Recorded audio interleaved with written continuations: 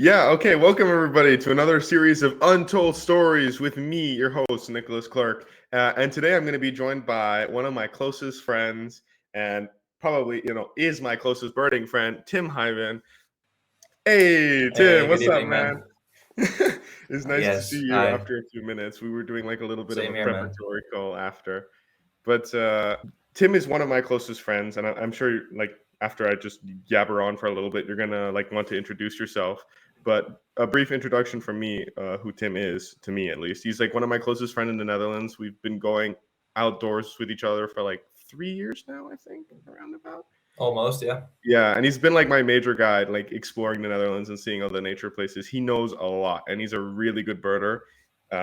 He doesn't always admit it, but he's like insane at birding. He knows all of the calls and everything, and he's really passionate. And he's just a really smart, cool guy. That's why I'm friends with him. So yeah, I mean, you just give yourself a brief introduction here, if you feel like it. Yeah, I'm gonna try beating that, but that's not possible. Yeah, like mentioned, I'm Tim. I'm a very big birding enthusiast. I studied biology with Nick here in Nijmegen, which is really fun and interesting. I get to learn a lot about ecology and also nature management, which really ties into like our interests and our passion for just being outside and being in nature. And yeah, overall, that's just amazing. And I'm glad we get to study this together and go birding every once in a while. But it's not where my birding adventure started. It started with my granddad showing me birds and talking about birds. He started with that basically. And one day I heard about the spoonbill. I don't know, for reference, it's a bird with a bill in the shape of a spoon. Why not, right? And my brain was like, I need to see that in real life. So I did, and by then I was sold. I was like, yeah, that's not the only bird I need to see right now. I need to see them all. So Gotta catch them all. It's like real life yes, Pokemon. So many people make that comparison all the time. It's like real life yes, Pokemon. But for those of you watching at home, yeah, the spoonbill is awesome. The Eurasian spoonbill, and it's really cool, especially the adult males. Um, but yeah, it's like such a stereotype that yeah, people see like the Netherlands as such a like industrialized place that there's no nature left for it, but like it's really not, right? Like, I mean, I think you could be better at introducing some examples of like areas that you think have really good nature and aren't like as industrialized as people say, you know? yeah. I mean, the some of the stereotypes are true, of course, but the fact that we have so much nature here that sort of undiscovered, and it's really condensed. So we don't have the large, wide forest ranges that maybe Eastern Europe has, for example. But we do have, for example, the Veluwe, which has the highest density of wolves across all Europe, which Mhm. is amazing and has like all the mammals and bird species that a forest should have in sort of Northern Europe. And it really fits the nature here. And then also you have the Wadden Islands, which are truly like one of a kind. Has both the migratory and also the breeding species like eider ducks, which I don't know if you've seen them before, but like they're truly insane, deep like evolution Yeah. mix of how do you end up with that. Also, like our rewilding efforts have been so cool with introducing beavers and otters back into the Netherlands that are thriving right now and sort of reconquering our rivers and our delta systems. That is so cool to see. Yeah. Yeah, I mean, there are some spectacular places. And speaking of eiders and the Wadden Islands, I mean, on Texel, there was that celebrity bird that you and me both are very familiar with, the spectacled eider, who right now apparently is in a rehabilitation area because of what happened.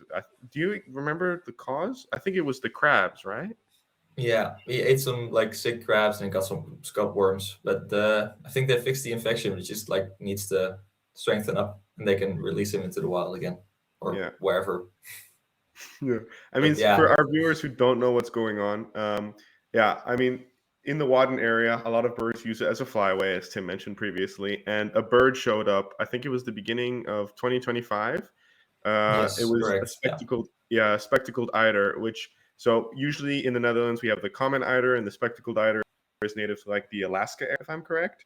Uh, and it just showed up in the Netherlands one day. Usually they're like vagrants in Norway, but this one showed up very far south, uh, and so many people flocked to see it. And it stayed for most of the winter, at like the end of the winter of 2025, like so to like March, I think it stayed, and then it flew away. Yeah. Uh, Fed somewhere in the Wadden Sea or near the North Sea, and then it came back for October and stayed all the way until like January when it got sick. So really famous Yeah. bird. How many people like were like coming in like max? It was like a I don't ton. know, but it's like the most famous example of like a birding craze that like everyone needs to go see that because it's your once in a lifetime sort of moment. Yeah. Because not everyone's going to go to Alaska. Uh, so if the birds from Alaska come to you, then you got to take the chance, you know? Yeah. I Uh, mean, it and was a it's, crazy yeah, encounter. I mean, when we went together, we met a guy who was from Switzerland, like a city over from where I was living. I mean, like, yeah, I live in Nijmegen now, but I was originally born in Fribourg. For people who don't know, it's a city on the border between the French and German speaking. And we met a guy who was like just on the other side. He lived in Bern, and he had come all the way from Switzerland, had taken the train to see this bird, and then on the train ride back, he met us and we talked to him a little bit, and he was headed back to Switzerland, basically a day trip. I mean, that was yeah, crazy. it really illustrates how crazy some of us birders really are to just go and like just see rare birds even in other countries that like it's insane. Uh, Mm, and it's also really cool because it gives you a lot of cool stories. And indeed, we do meet a lot of people from all over the country when we go birding, especially when for rarities. yeah, It's really fun, and you get to meet a lot of people.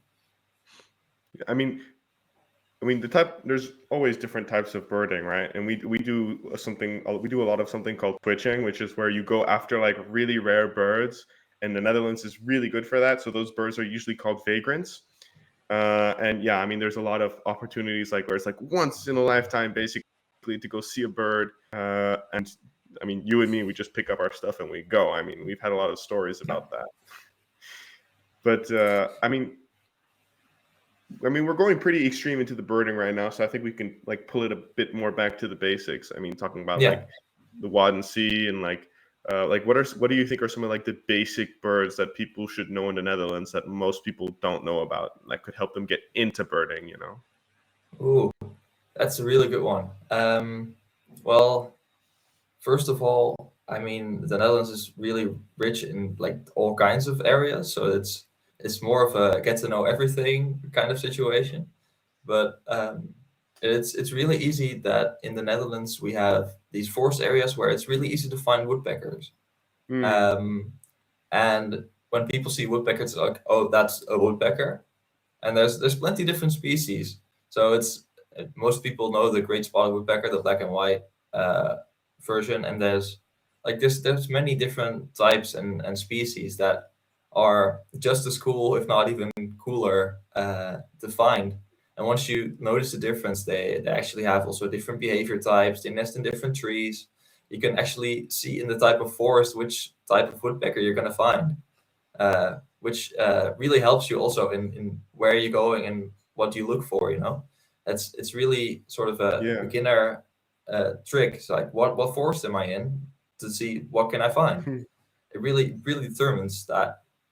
Yeah, I mean, woodpeckers is probably one of the major things that got me into birding. That and owls. But like, remember, for one of the first like birding adventures we had, you took me to see the nesting area for black woodpeckers, and that's like one of the biggest woodpeckers. Oh, that's one of the biggest woodpeckers in Europe. So it was like a big thing for us to see it. Remember, that was quite an adventure.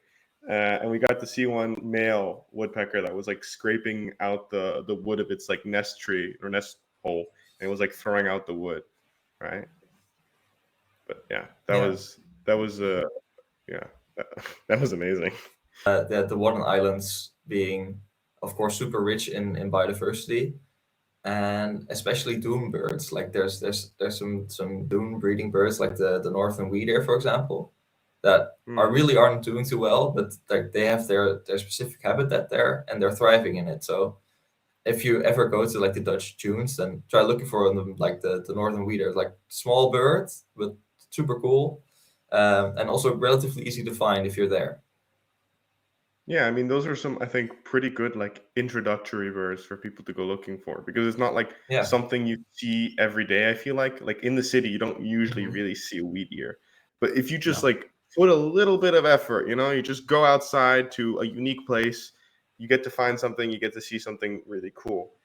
But I feel like when it comes to birding, like it's such an easy thing to get into. I mean, there's different levels to birding, but like if you go outside and you notice a cool bird, like a great tit or a robin or something, and you're like, huh, that's pretty cool. I wonder what that is. Or like, oh, I noted that I saw one of these things today, and I feel like you're already a birder, and it's like super easy to Yeah. get into. And that's kind of like what I had in my case, because I mean, I met you in university.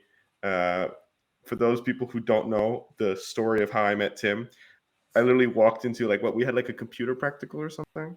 Something like that. Something boring. Yeah, and then I just walked in and I saw Tim. He had like on his like Google like birds Google background. I'm like, holy shit, we're gonna be friends. You like animals, I like animals. You like going outside, I like going outside. We're gonna be friends. And Tim was just like, yeah, maybe. And then we ended up being pretty close friends and going out on all these like crazy adventures to go and see all these like crazy birds. I mean, we've done so many things. We've even been to like Denmark together. I mean, we did a trip where I invited him to come to Denmark with me because that's where my parents live and everything, and we did a whole road trip to go see some moose and black guillemots. That was an adventure. Yeah, Um, that's peak birding and just going outside and seeing all kinds of cool stuff. That's basically what we're in for, basically all the time. hmm, So yeah, it's super cool. And like the point you made, it's like the most important thing about just going outside in general is just noticing. Like notice what's out there, even the little things like the robin or a tree that's like blossoming, or a little plant sprouting from like between the tiles of the sidewalk. It's really easy to yeah. just notice that, and then suddenly your spark for nature is sort of enlightened, and you can see all the cool stuff, and yeah, before you know it, you're addicted. That's how it goes. Yeah. It's kind of true though, because I feel like when you're like getting into birding, it makes you more connected to what's going on. Because like those things you mentioned about the tree sprouting and that stuff, it's like environmental cues that you begin to like read into. Because the more you're outside, the more you notice, the more you notice, the more you learn. Like when it Yes, comes to like yes. yeah, it's like when it comes to like bird calls and stuff, like I remember I go with my girlfriend sometimes and she's like, how do you know that's a woodpecker calling? And it's like I didn't in the beginning, but I heard it once and then by like association, like that kind of like drilled itself into my brain. And now I'm like, okay, that's definitely a woodpecker. Yes. It's like you get these like really cool skills where you can just like pick up things like one by one. You're like, okay, I know how this is how one bird flies, this is how one bird sounds.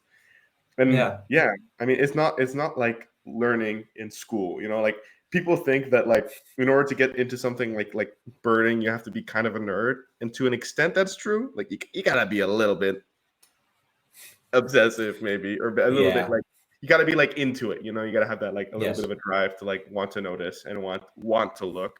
But like most of it is just you just start to like make these connections like in your brain. It's like passive. It's like I Yeah. didn't go out intending to recognize bird calls, but I just No. kind of picked up the skill. It just kind of happened.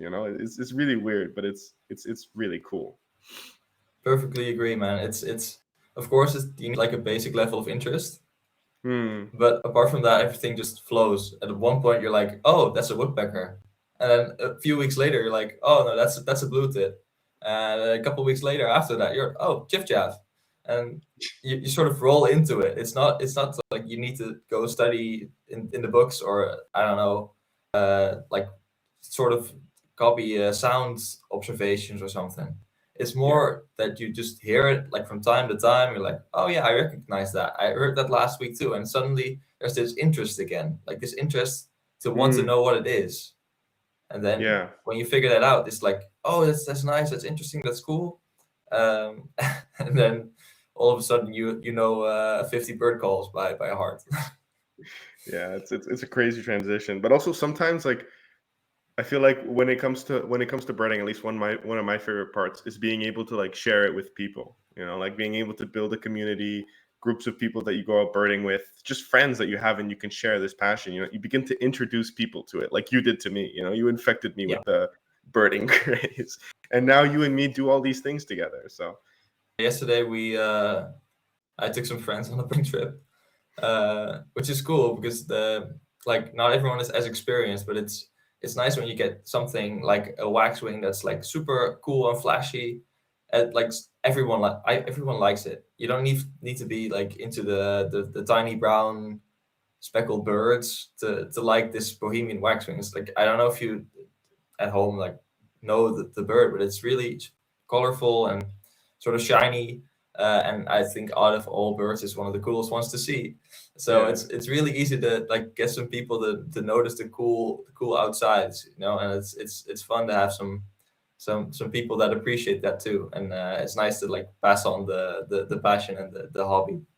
yeah. I mean, that's one of the like rarer birds in the Netherlands, but there's like so much like cool facts and history on it. I mean, you mentioned the Dutch name to me, and I thought that was really cool, Yeah. like a little tad bit of history. So, I mean, if you want to repeat it again on the podcast, I think some people would find that pretty cool. Yeah, I'm not sure how many Dutch people are listening right now, but the Dutch name is pestvogel, which translates to plague bird.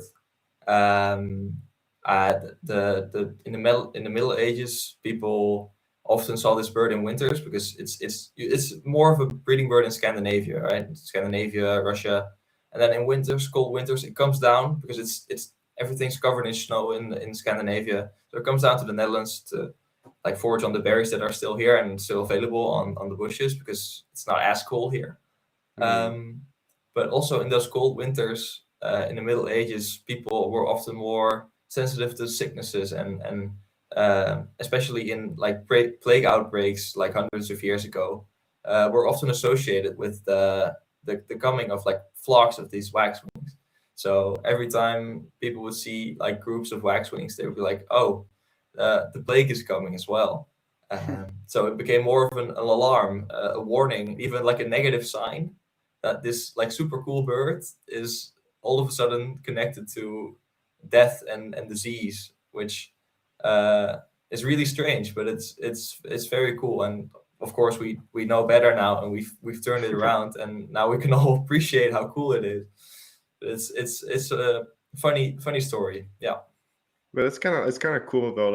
Like it's kind of tying it back into what we said before about like missing like the trees and stuff when you go out birding.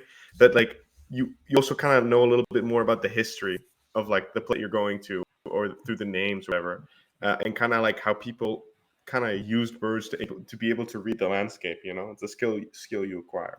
Going a little bit back to the importance of like the Netherlands for birding. I mean, we know the Netherlands as like a big migration point, and I mean, what do you think are some of like the key like migration events, like the highlights of the Netherlands for people internationally that would like think, oh, you know what, I Ooh, need to show up in the Netherlands for this time to see like this type of yeah. thing?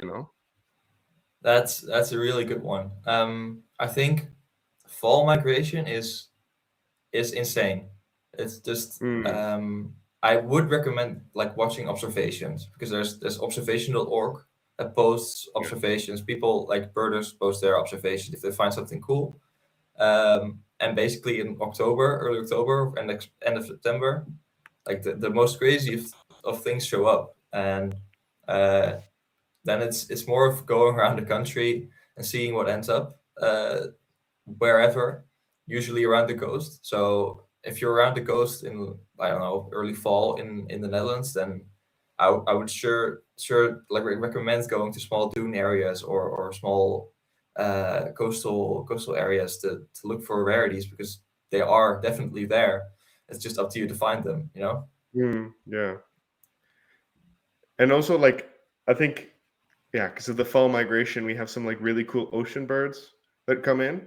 And then we have like the Manx shearwaters and the skuas and stuff. I mean, you saw, I think, was this October 2025 or something? There was like they broke the record for the amount of like individuals they saw, right? Like I don't Yeah. remember the specifics. It was Kyle that told me, but like it was an insane day, and also the weather made it that the birds are coming like really close, because when there's like basically Yeah. another thing about noticing nature, when you're a birder, you care so much about the wind, and it makes a Oh very big yes. Yes. difference in birding, because when the wind is really strong, it brings the birds closer. At least those seabirds that you don't get to see that much that close. And so when people have like weather apps, and then when the wind is good, they'll go out to the shore with their scopes, and then they'll get to see the birds. I mean, probably during those days you didn't need your scope, because some of the birds, man, they were like coming into the dikes. They were coming like into the Yeah. shore on land. I mean, there's photos of like skuas and stuff. It's Yeah. insane. It's also good that you mentioned like the people with the scopes, because especially if you're a beginner, like I don't have a scope. It's like as a student, I don't have the money to buy a scope. Mm, So what's really nice to do is to go to places where you know there's going to be other people, yeah, because they might have a scope. They might like spot the stuff before you do, and you get like a way larger chance of actually seeing something cool or something new at least, uh, which really helps. It's a lot of birders here in the Netherlands. That community is really tight and also very helpful. They're like almost all of them are really willing to help you out or show you something, um, which is really nice. So I recommend going to something where there's more people. yeah. I mean, that's one thing I love about the Netherlands, is that the Dutch birding community is like super welcoming, in my opinion. Like through my experience, a lot of people are willing to share their passion, and also people are just bloody friendly here. I mean, like you're like walk up to somebody and ask, "What are you looking at?" Most birders will be very enthusiastic to tell you what's going on and to show you what's going on. Like to introduce you to like a whole new world that you don't know of, or a bird you've never heard of. Uh, so I mean, yeah, it's great, and I mean, yeah, fall migration is great, and you have also like the big birding weekend on Texel. Um, that's also pretty cool. This year it was like insane. They had a gyrfalcon that showed up, and I got to go see it myself. Also, for those of you who don't know, the gyrfalcon is the biggest falcon in the world. It comes from Scandinavia, and one got blown over to Texel and stayed a few days, and it was really cool. And always, because of the Netherlands' like dense population, and it's also importance in birding. There's a lot of birders that come here. So always, if you have like something like the Dutch birding weekend, I think it's also something important to go to, because you're definitely going to see some cool stuff and some awesome Yeah, rarities. it's also the more people, the more chance someone finds something that's cool or interesting, Mhm. Yeah. um, and more people that just help you out and look at, for example, a spoonbill that some people might find like common, but it's still very cool and it's still something worth appreciating and noticing. Hmm. Yeah, Yeah, speaking of noticing, crane migration. I mean, that's something we gotta mention. It's a bit more in like the inland part of the Netherlands. yeah, For those of people who live in places like you and me, like Breda and Nijmegen yeah, has a bit more inland. But yeah, explain the crane migration, because I mean, you had a really good observation at your house where you yeah, saw the yeah. cranes. That's first of all, if you want to see crane migration, go to Limburg. That's the best advice I can give you. But crane migration is basically in March and also in October, November, when Mm, cranes that breed more in Northern Europe, even some that breed here in the Netherlands, uh, like form massive groups, like hundreds of cranes. And cranes are really large, sort of stork-like birds that, yeah, it's really impressive to form these large groups and then they migrate in these V formations. You can see them flying over, sometimes even hundreds of them at the same time. I also had I had a group of 30 cranes flying over my house, which for Breda was pretty insane. mm. Um, and it's so cool. They're not a bird that you would really see as a Dutch animal, you know? Yeah, I think Oh, somebody just gave a question. yeah, He said, What about the crane that got hit on the highway? Isn't it from Africa? So Unfortunately, yes. yeah, yeah, Yeah, yeah. So I mean, that's another discussion about the Netherlands. Because of the high density in population, you will also have a lot of exotic birds that yeah. like get out. So that crane isn't from the wild crane populations of like the of Europe. It is an African crane. I don't know what exact species it was, It was but a crowned crane with the yeah, crown feathers. Yeah, yeah. So that's from yeah, that's an African species, and yeah, gray crowned crane. Yeah, so yes, it's not thanks. like a wild individual.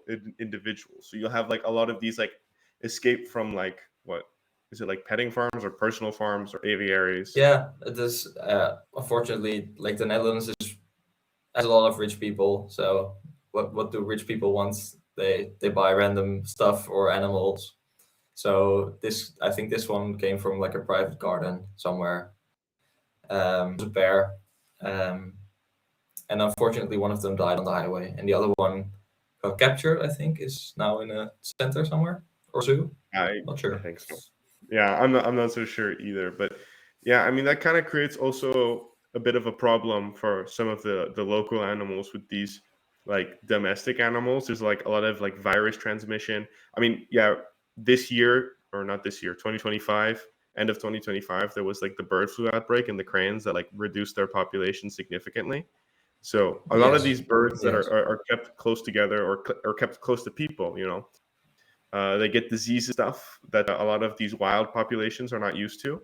And then when that stuff yeah, gets out, it causes a big problem. Not to mention also the competition that can come from some of these species. I mean, um, as far as I know, the parakeets in big cities like Amsterdam, The Hague, Leiden, they don't have any negative effects, but they do compete with like jackdaws and starlings who like to nest in tree hole cavities.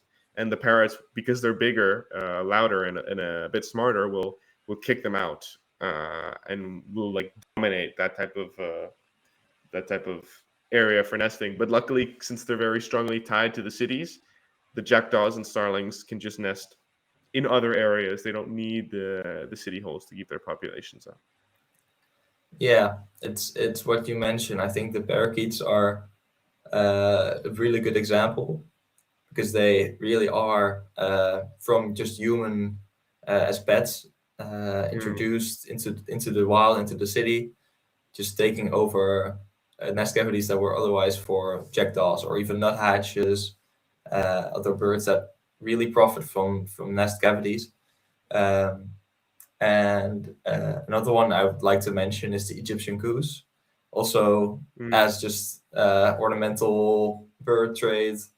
But right now it's become established and it's one of the main geese slash duck species we can find here. And it's taking over the city as well, which yeah, is really cool. Is it shows it's really like well adapted, but it does have a like slight negative impact on the other species that are here. That just yeah. get conquered away basically. Yeah, I mean that's kind of the discussion, right? Like, what do you do with these with birds like the Egyptian geese and the parakeet because they've established themselves so well in the Netherlands, right? And a lot of people Yeah, like them. I hear a lot of people saying, "Oh, it's nice to have like parakeets that are so colorful and stuff." Being able to see that stuff in the city in Amsterdam or in the Netherlands, and I hear also complaints of people being like, "I don't like that they're kicking out the native birds," or just normal people who are saying, "I can't deal with the goddamn noise," because the parrots are yes, really, really loud. And I yeah, think there also might be problems with how they feed because they're really messy. And so a lot of like food is left over, and that can be good for local birds, but it's also good for rats, and people don't like rats. So I mean, yeah.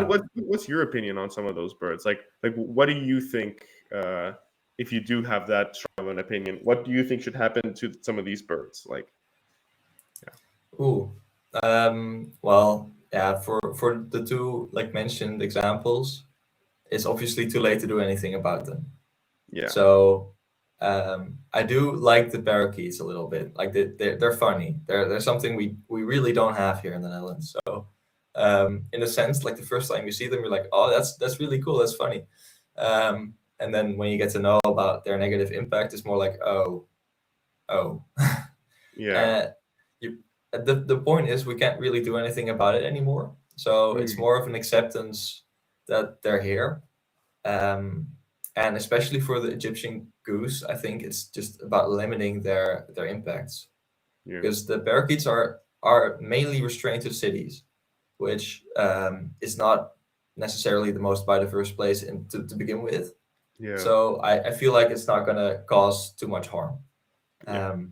But the Egyptian geese might just conquer some like nature areas, as close to Nijmegen you have the Ooipolder, for example, which is Mm. very rich in ducks and waterfowl and geese. And Egyptian geese taking over there might cause a little bit more of a problem, as they might take away some habitat for other more rare or more significant species that we have here.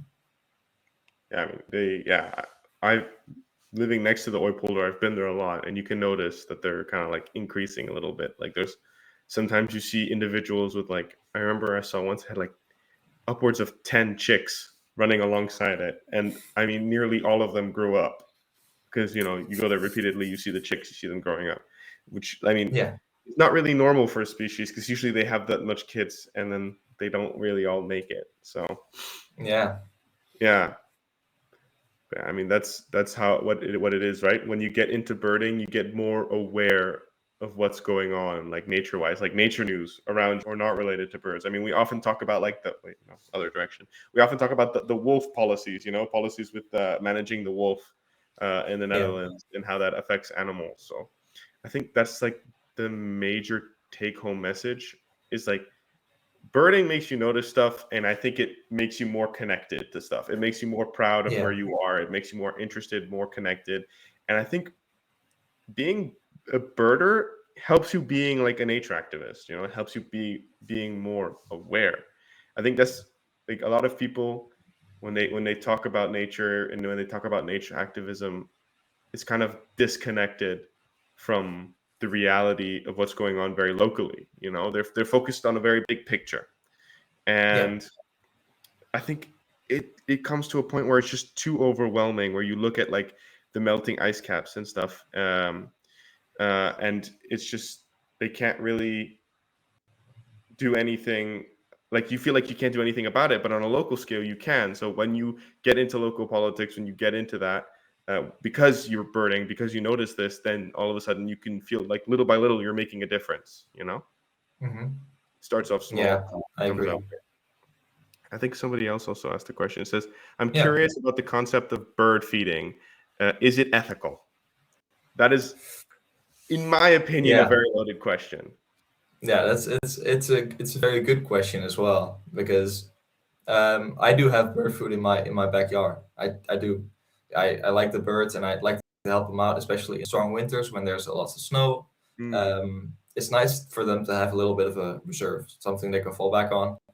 Um, but research has also like shown that not all birds like profit equally.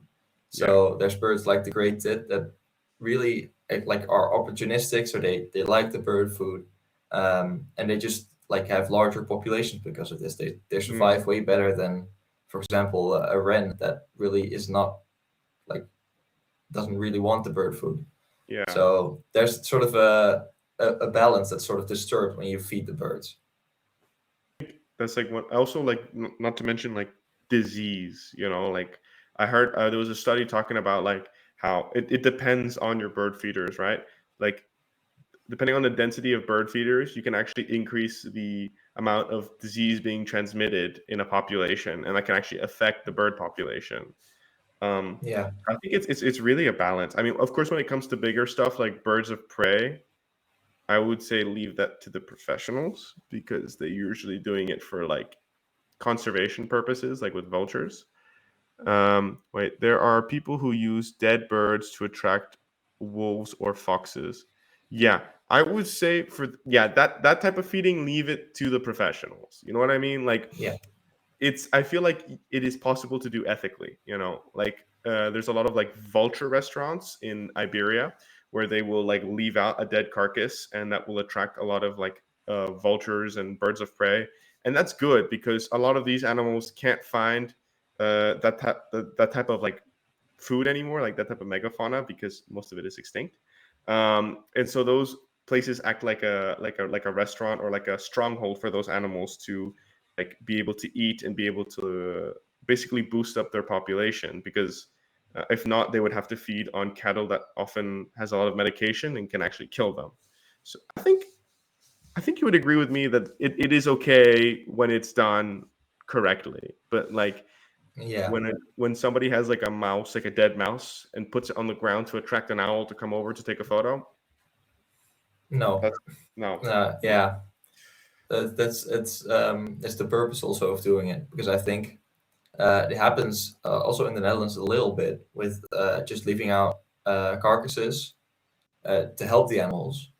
Hmm. But attracting them sounds like tourism, or Yeah. at least like exploiting the animal's behavior, which in its own is never really a good thing. I feel like I mean, of course, like I said, leave it to the professionals for this type of stuff. It can be done correctly, because those vulture restaurants often let people come in to take photos of the vultures in a hide, so the vultures don't see you. Yes. And that way, people get connected to nature, they get closer to nature, but there's no like negative effect. Because even if you have good intent as an individual, if you don't know what you're doing, you're going to cause more harm than good. If you're not informed, nature's really complicated, and there's many unforeseen effects. So just leave it to the guys who know what they're doing, you know. Yeah. And for the bird feeders, I would say like in your garden, like you, Tim, I think those are a good thing, because like you said, they help a lot of birds through winter. They can increase populations, but I would say also do a little bit of background research to know how to do it. Yeah. Like for certain things, like hummingbirds in the U.S., if you leave them out too late, you risk the birds missing their migration and then freezing to death. So, interacting with nature comes responsibly, and through you being informed, you're going to have a greater and better impact. Yeah, I agree. It's it's just that we want to help animals and not like accidentally do them harm. So bird feeders are really nice, but make sure which bird food you put out. Yeah, Just helping animals might not always actually help animals. just It stay sounds it sounds strange, but yeah. yeah. And I feel like we're presenting this in a way where it's like it's going to be super hard to get into. I have to do like mountains of research, and it's really not. Yeah, no, I feel like it's no. unless you're doing like the big predators, it's really not that difficult. If you're just doing bird feeders in your garden, it's a Google search away. It's like one or two rules you need to know. It's Yeah, nothing complicated, right? it Um, really isn't. yeah. So honestly, people, if you want to birds in your garden, do that. But if you want to do the carcasses, yeah, it's a different level of experience. Yeah, But yeah, I mean, you can get into that. Just be prepared. It's going to be more hefty work. You're going to have to work with people who do this thing like professionally. So yeah, yeah. But I think yeah, that's all the. Wait, I think so. A question didn't show up on the chat, but um, okay, no, it's just somebody saying that we're doing really good conversation. So yay for us. It didn't show up on the screen. That's why I message about it. But yeah, I think. What do you think we should wrap with? Like just a few away messages so that. yeah.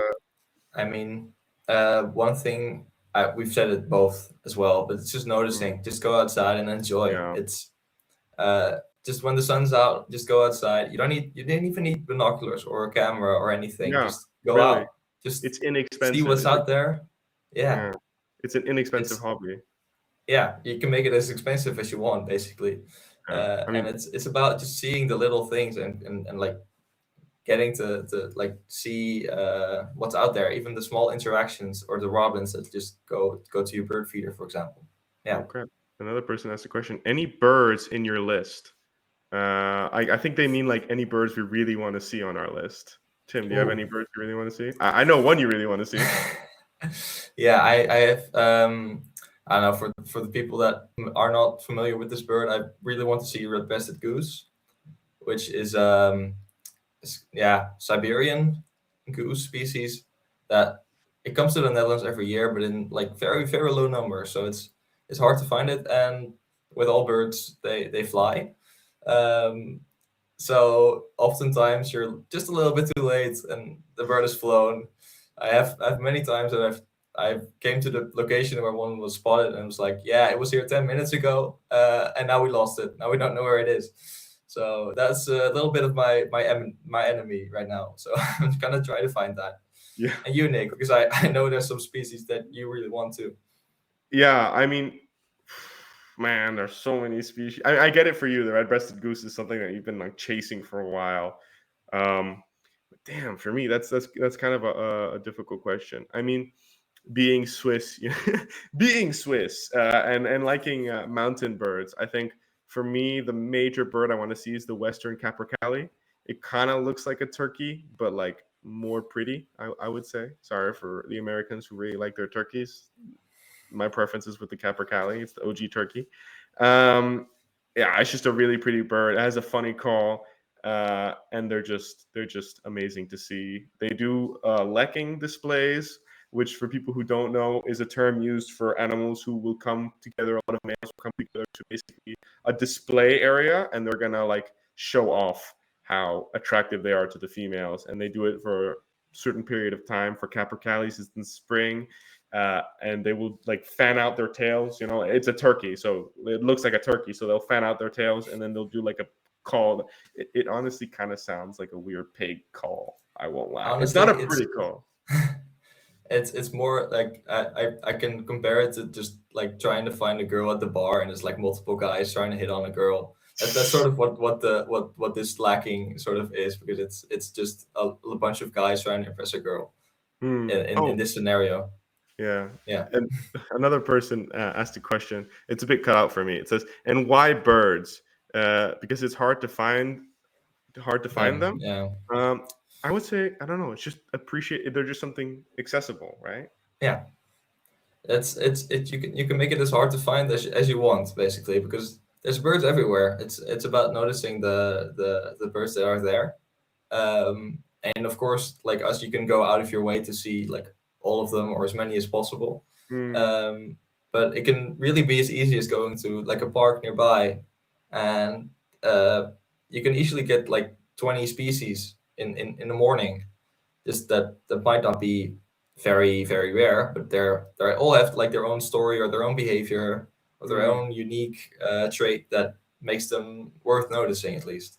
Yeah, I mean, I think that's the main thing about birding is that there's different like levels to it, and there's like something for everybody. You can just go outside and appreciate birds, or you can be like a Pokemon trainer and try and collect them all. you know. But yeah, I think the birds, it's just the diversity and accessibility for stuff like reptiles and large mammals that can be hard to come by in Europe. I mean, it's possible, but it's a lot less and more difficult. But with birds, you just get involved, man. They're everywhere. I don't think Yeah. there's a single place where they don't have birds. Uh, and there are just a lot of them, man. They're just Yeah. cool, dude.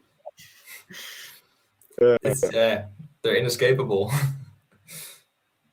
but yeah. Oh, but yeah. I think yeah. The main conclusions are just like do some birding, dude. That's Yeah. pretty good stuff right there. Do some birding, dude. Get out And there, it's yeah. explore.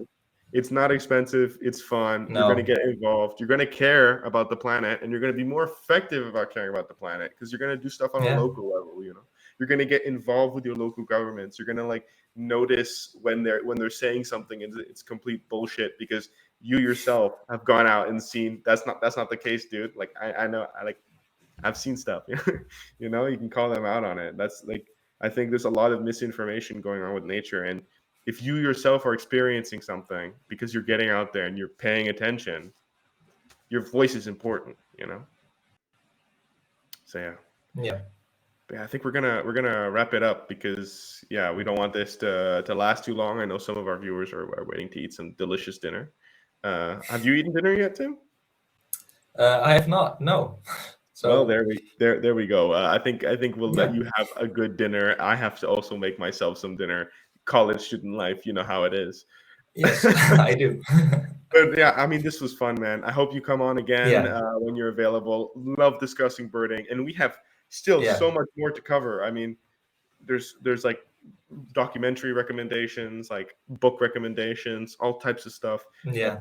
We haven't even gone over what a big year is. So we're No. leaving you guys on a little bit of a cliffhanger because we know you want to come back and listen to more about me and Tim talking about birding. Yes. You know, we got like a lot of adventure. I mean, we even briefly mentioned the Denmark trip, and we haven't even dove into that. No. So Well, yeah, thank you everybody for joining, and thank you yes, Tim thanks for coming and all. taking time out of your day to join us for this Well, conversation. yeah. Thank you, Nick, for having me. Yeah.